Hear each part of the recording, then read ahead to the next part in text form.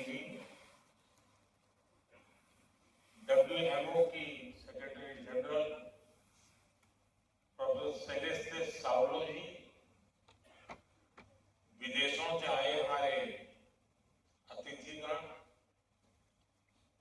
Ministry of earth science के secretary doctor M Ravichandran ji, IMD के director general doctor Mrutyunjay Mohapatra ji, अन्य महानुभाव, सभी वैज्ञानिक और विभिन्न विभागों एवं संस्थाओं के अधिकारी, देवी और सज्जनों, आज हम भारतीय मौसम विभाग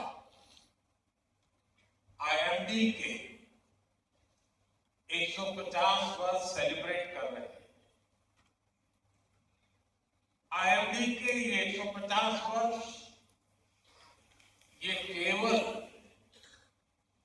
भारतीय मौसम विभाग की यात्रा है ऐसा नहीं, ये हमारे भारत में आधुनिक साइंस और टेक्नोलॉजी की भी एक गौरवशाली यात्रा है।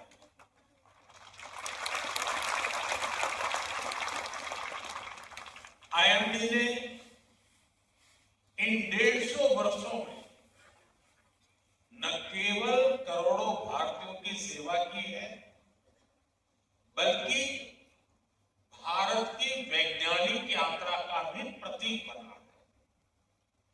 इन उपलब्धियों पर आज डाक टिकट और विशेष कॉइन भी रिलीज किया गया है। 2047 में जब देश आजादी के 100 साल मनाएगा, तब भारतीय मौसम विभाग का स्वरूप क्या होगा, इसके लिए विजन डॉक्यूमेंट भी जारी हुआ है। मैं आप सभी को और सभी देशवासियों को इस गौरवपूर्ण अवसर के लिए अनेक अनेक शुभकामनाएं देता हूं।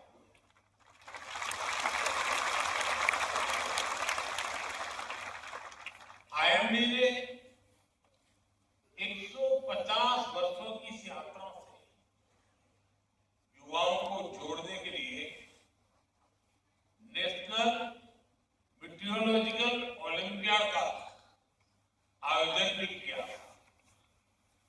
इसमें हजारों छात्रों ने हिस्सा लिया। इससे मौसम विज्ञान में उनकी रुचि और बढ़ेगी। मुझे अभी इसमें से कुछ युवा मित्रों से बातचीत करने का अवसर मिला और आज भी मुझे बताया गया कि यहाँ देश के सभी राज्यों के हमारे युवा यहाँ मौजूद है। मैं उनको विशेष रूप से बधाई देता हूँ इस कार्यक्रम में रुचि लेने के लिए। इन सभी प्रतिभागी युवाओं और विजेता छात्रों को भी बहुत बहुत बधाई।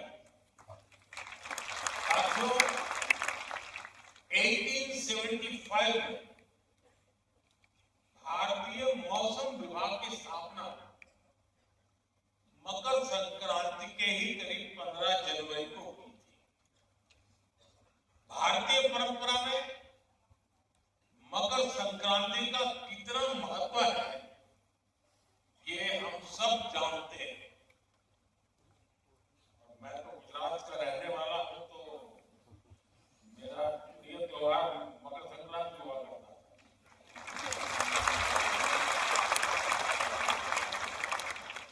लेकिन आज गुजरात के लोग सब छत पर ही होते हैं, पूरा दिन पतंग का मजा लेते हैं। मैं कभी वहां रहता था, थोड़ा शौक था मेरा, आज आपके बीच में हूं।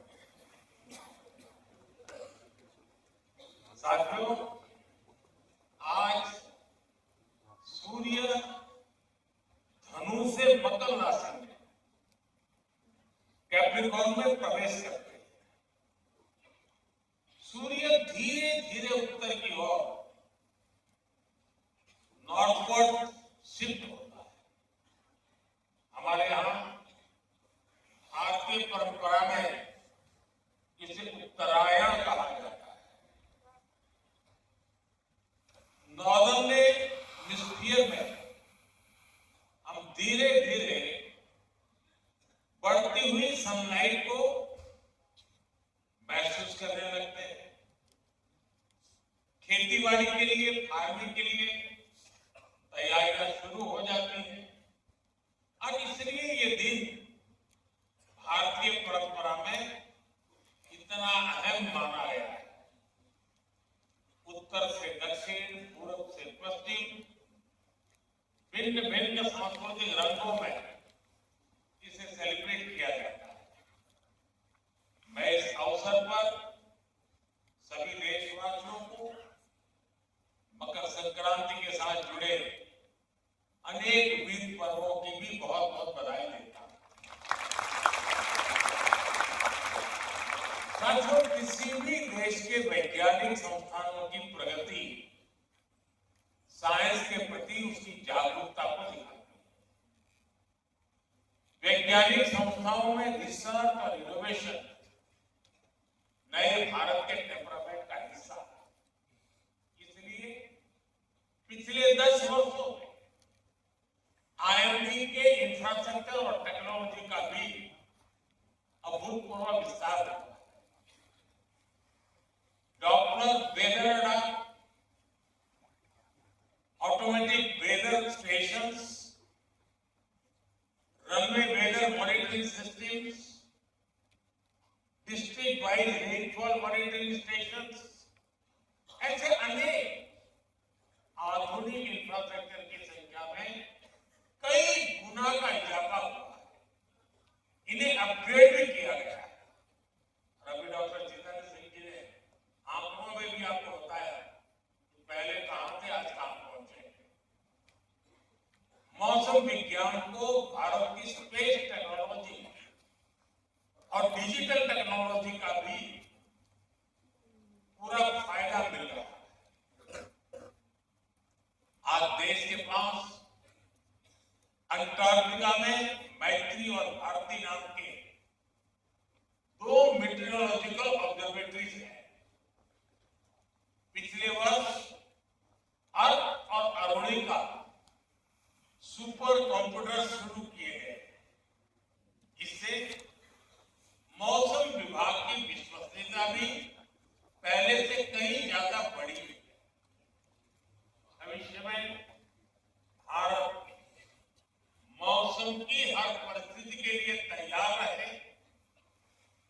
भारत एक क्लाइमेट स्मार्ट राष्ट्र बने, इसके लिए हमने मिशन मौसम भी लॉन्च किया है।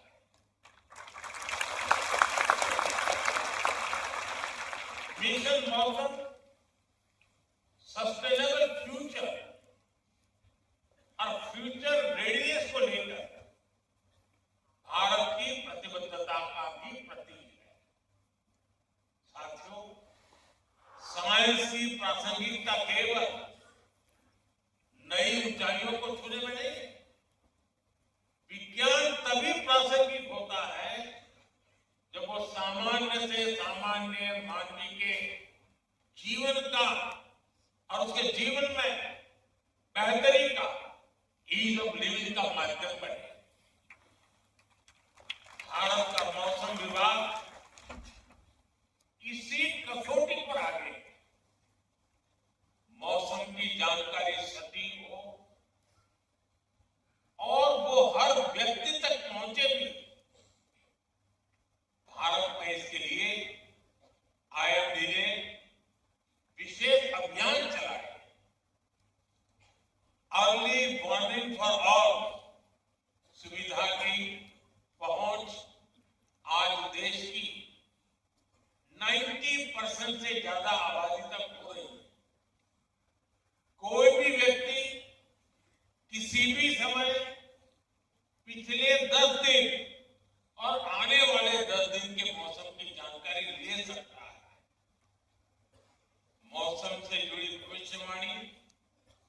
सीधे व्हाट्सएप पर भी पहुंच जाती है। हमने मेघदूत मोबाइल ऐप जैसी सेवाएं लॉन्च की, जहां देश की सभी स्थानीय भाषाओं में जानकारी उपलब्ध होती है। अब इसका असर देखिए, 10 साल पहले तक देश के केवल 10% किसान और पशुपालक मौसम संबंधी सुझावों का इस्तेमाल कर पाते थे। आज ये संख्या 50% से ज्यादा हो गई है। यहां तक कि बिजली गिरने जैसी चेतावनी भी लोगों को मोबाइल पर मिलनी संभव हुई। पहले देश के लाखों समुद्री मछुआरे जब समंदर में जाते थे तो उनके परिवारजनों की चिंता हमेशा बढ़ी रहती थी, अनहोनी की आशंका बनी रहती। लेकिन अब आईएमडी के सहयोग से मछुआरों को भी समय रहते चेतावनी मिल जाती है। इन रियल टाइम अपडेट से लोगों की सुरक्षा भी हो रही है, साथ ही एग्रीकल्चर और ब्लू इकोनॉमी जैसे सेक्टर्स को ताकत भी मिल रही है। साथियों, मौसम विज्ञान किसी भी देश की डिजास्टर मैनेजमेंट क्षमता का सबसे जरूरी सामर्थ्य होता है। यहां बहुत बड़ी मात्रा में डिजास्टर मैनेजमेंट से जुड़े हुए लोग यहां बैठे हैं। प्राकृतिक आपदाओं के प्रभाव को मिनिमाइज करने के लिए हमें मौसम विज्ञान की एफिशिएंसी को मैक्सिमाइज करने की जरूरत है। भारत ने लगातार इसकी अहमियत को समझा है। आज हम उन आपदाओं की दिशा को मोड़ने में कामयाब हो रहे हैं जिन्हें पहले नियति कहकर छोड़ दिया जाता। आपको याद होगा 1998 में कच्छ के कांडला में चक्रवाती तूफान ने कितनी तबाही मचाई। उस समय बड़ी संख्या में लोग मारे गए। इसी तरह 1999 में उड़ीसा के सुपर साइक्लोन की वजह से हजारों लोगों को जान गंवानी पड़ी। बीते वर्षों में देश में कितने ही बड़े बड़े साइक्लोन आए, आपदाएं आई, लेकिन ज्यादातर में हम जान हानि को जीरो या मिनिमल करने में सफल हुए।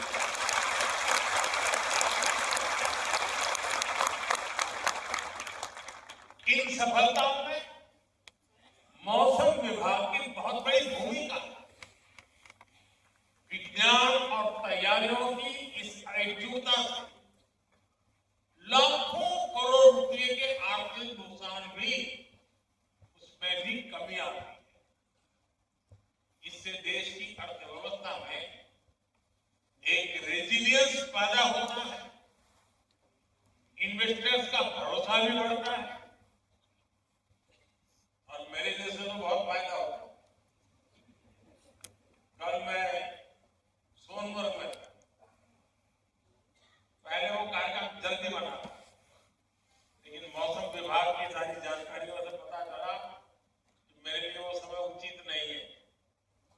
तो मौसम विभाग ने मुझे बताया था 13 तारीख ठीक है।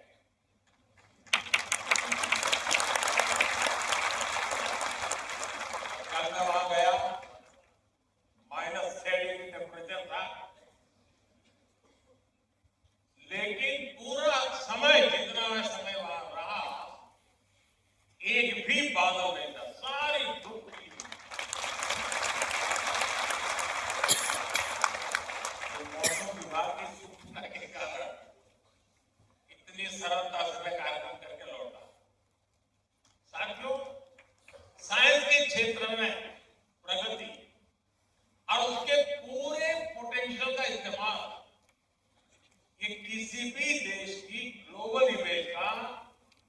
सबसे बड़ा आधार होते हैं। आज आप देखिए हमारी मेट्रोलॉजिकल एडवांसमेंट के चलते हमारी डिजास्टर मैनेजमेंट कैपेसिटी बिल्ड हुई, इसका लाभ पूरे विश्व को मिल रहा है। आज हमारा flash flood guidance system Nepal, Bhutan, Bangladesh और श्रीलंका को भी सूचनाएं दे रहा है। हमारे पड़ोस में कहीं कोई आपदा आती है तो भारत सबसे पहले मदद के लिए उपस्थित होता है। इससे विश्व में भारत को लेकर भरोसा भी बढ़ा है। दुनिया में विश्व बंधु के रूप में भारत की छवि और मजबूत हुई है। इसके लिए मैं आईएमडी के वैज्ञानिकों की विशेष तौर पर सराहना करता हूं। आप लोग आज आईएमडी के 150 वर्ष में मौसम विज्ञान को लेकर भारत के हजारों वर्षों के अनुभव, उसकी विशेषज्ञता की भी चर्चा करूंगा। विशेष तौर पर और मैं ये साफ करूंगा कि 150 साल स्ट्रक्चरल व्यवस्था के हुए, लेकिन उसके पहले भी हमारे पास ज्ञान भी था और इसकी परंपरा भी थी। विशेष तौर पर हमारे जो अंतर्राष्ट्रीय अतिथि हैं, उन्हें इस बारे में जानना बहुत दिलचस्प है। आप जानते हैं ह्यूमन इवोल्यूशन में हम जिन फैक्टर्स का सबसे ज्यादा प्रभाव देखते हैं, उनमें से मौसम भी एक प्राइमरी फैक्टर है। दुनिया के हर भूभाग में इंसानों ने मौसम और वातावरण को जानने समझने की लगातार कोशिश की। इस दिशा में भारत एक ऐसा देश है जहां हजारों वर्ष पूर्व भी मौसम विज्ञान के क्षेत्र में व्यवस्थित स्टडी और रिसर्च हुई। हमारे यहां पारंपरिक ज्ञान को लिपिबद्ध किया गया, रिफाइन किया गया। हमारे यहां वेदों, संहिताओं और सूर्य सिद्धांत जैसे ज्योतिषीय ग्रंथों में मौसम विज्ञान पर बहुत काम हुआ। तमिलनाडु के संगम साहित्य और उत्तर में गांव भटरी के लोक साहित्य में भी बहुत सी जानकारी उपलब्ध है। और ये मौसम विज्ञान केवल एक सेपरेट ब्रांच नहीं, इनमें एस्ट्रोनॉमिकल कैलकुलेशन भी थी, क्लाइमेट स्टडीज भी थी, एनिमल बिहेवियर भी था और सामाजिक अनुभव भी थे। हमारे यहाँ प्लैनेटरी पोजीशन पर जितना गणितीय काम, मैथमेटिकल वर्क हुआ, वो पूरी दुनिया जानती है। हमारे ऋषियों ने ग्रहों की स्थितियों को समझा। हमने राशियों, नक्षत्रों और मौसम से जुड़ी गणनाएं की। कृषि पराशर ऋषि और बृहद संहिता जैसे ग्रंथों में बादलों के निर्माण और उनके प्रकार तक उस पर गहरा अध्ययन मिलता है।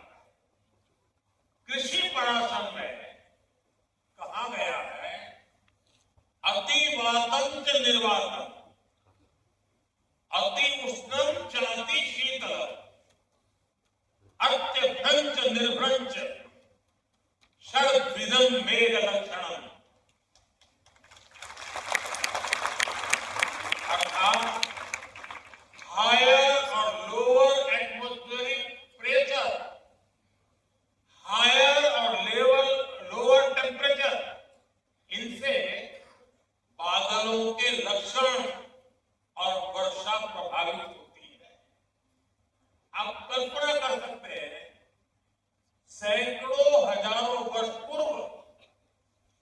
बिना आधुनिक मशीनरी के उन ऋषियों ने, उन विद्वानों ने कितना शोध किया। कुछ वर्ष पहले मैंने इसी विषय से जुड़ी एक किताब pre modern Kutchi navigation techniques and voyaging, ये किताब लॉन्च की। ये किताब गुजरात के नाविकों के समुद्र और मौसम से जुड़े कई 100 साल पुराने ज्ञान की ट्रांसक्रिप्ट है। इस तरह के ज्ञान की एक बहुत समृद्ध विरासत हमारे आदिवासी समाज के पास भी है। इसके पीछे नेचर की समझ और एनिमल बिहेवियर का बहुत बारीक अध्ययन शामिल है। याद है, बहुत करीब 50 साल से भी ज्यादा समय हो गया होगा, तब उसी बार गिर फॉरेस्ट में समय बिताने गए, तो वहां सरकार के लोग एक आदिवासी बच्चे को हर महीने 30 रुपया देते थे मानकर। तो मैंने पूछा कि क्या है, बच्चे को क्यों ये पैसा दिया? बोले इस बच्चे में एक विशिष्ट प्रकार का सामर्थ्य है। अगर जंगल में दूर दूर भी कहीं आग लगी हो तो प्रारंभ में इसको पता चलता है कि आग लगी। उसमें वो सेंसेशन था और वो तुरंत सिस्टम को बताता था, और इसलिए उसको हम 30 रुपए देते। यानी उस आदिवासी बच्चे में जो भी उसकी क्षमता रही होगी, वो बता देता था साहब इस दिशा में से कहीं मुझे स्मेल आ रही है। साथियों, आज समय है हम इस दिशा में और ज्यादा रिसर्च करें। जो ज्ञान प्रामाणिक, उसे आधुनिक साइंस से लिंक करने के तरीकों को तलाश है।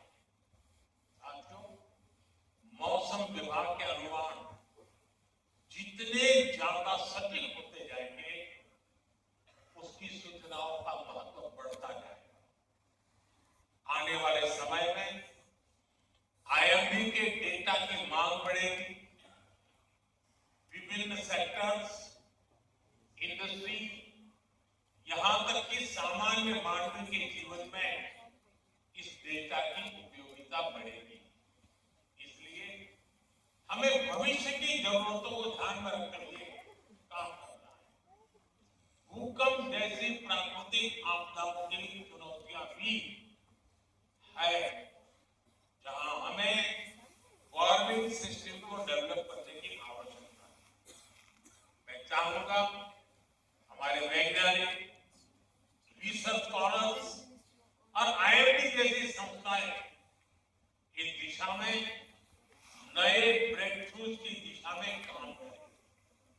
भारत विश्व की सेवा के साथ साथ विश्व की सुरक्षा में भी अहम भूमिका निभाएगा। इसी भावना के साथ मुझे विश्वास है कि आने वाले समय में आईएमडी नई ऊंचाइयों को छुएगा। मैं एक बार फिर आईएमडी और मौसम विज्ञान से जुड़े सभी लोगों को 150 वर्षों की इस गौरवशाली यात्रा के लिए बहुत बहुत बधाई देता हूं। और इन 150 साल में जिन लोगों ने इस प्रगति को गति दी है, वे भी उतने ही अभिनंदन के अधिकारी हैं। मैं उनका भी जो हयात है उनका अभिनंदन करता हूं, जो हमारे बीच नहीं है उनका पुण्य स्मरण करता हूं। मैं फिर एक बार आप सबको